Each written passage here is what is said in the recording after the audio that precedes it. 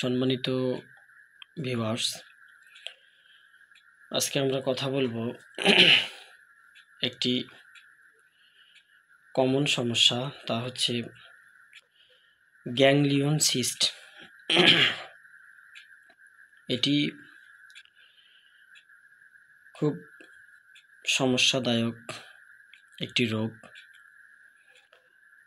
কারো কারো সমস্যা করে এবং কারো কারো সমস্যা নাও করতে পারে। তা হচ্ছে আমাদের এই যে হাতের কবজির এখানে অনেক সময় টিউমারের মতো, মানে টিউমার আমরা বলি অনেক সময়, মানে উঁচু হয়ে যায়, এই অংশটা উঁচু হয়ে ফুলে যায়।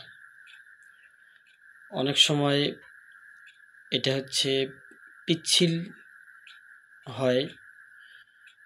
আমরা যদি এরকম একটু মানে মুভ করতে চাই, তাহলে দেখা যায় যে এটা মুভ হয়, মানে পিচ্ছিল অবস্থা হয়। ভিতরে বলের মতো ছোট্ট একটা, এবং তা পিচ্ছিল হয়। আবার অনেকের আছে যা পিচ্ছিল হয় না। এইটা আবার অনেক সময় ব্যথা হয়, অনেক সময় ব্যথাও হয় না। তো এটাকে বলা হয় গ্যাংলিয়ন সিস্ট।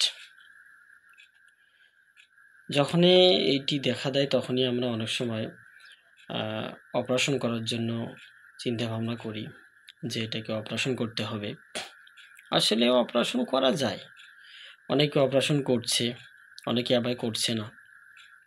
তবে অপারেশন করলে এটি ভালো হয়, কিন্তু পরবর্তীতে আবার হয়তো হওয়ার একটা চান্স থাকে, বা হয়, অনেকেরই হয়। এমন রোগী অনেকে এসে বলে যে আমি একবার অপারেশন করেছি, কিন্তু তারপরেও আবার হচ্ছে। তো কিন্তু হোমিওতে এটি খুব ভালো একটি ট্রিটমেন্ট আছে, যার মাধ্যমে এই গ্যাংলিয়ন সিস্ট নামক যে রোগটি আছে, এই রোগটি অবশ্যই ভালো হয়। আমি নিজেও পরীক্ষিত, প্রায় বেশ কয়েকটি রোগী আমার কাছে এসেছিলেন এটার জন্য। তো আল্লাহর রহমতে আমি তাদেরকে ট্রিটমেন্ট দিয়েছি। তারা আজ অনেক সুস্থ, মানে হচ্ছেই না। মানে এখানে যে গ্যাংলিয়ন সিস্ট হয়েছিল, এটা এখন আর বোঝাই যাচ্ছে না যে এখানে গ্যাংলিয়ন সিস্ট হয়েছিল। তো অপারেশন যারা করতে চায় তারা করতে পারে, বাধার কিছু নেই। তবে অপারেশনে খরচ একটু ব্যয়বহুল হয়, সেটা যারা করেছে তারা জানে। এবং অনেক অ্যান্টিবায়োটিক খেতে হয় ঘা শুকানোর জন্য, বিশেষ করে আনুষঙ্গিক ব্যথার যে ট্যাবলেট, ঔষধ, এগুলো অনেক খাইতে হয়। তো সেই হিসেবে আমি মনে করি যে হোমিওপ্যাথিতে এটি অনেক একটি মানে সাশ্রয়জনক ট্রিটমেন্ট হবে।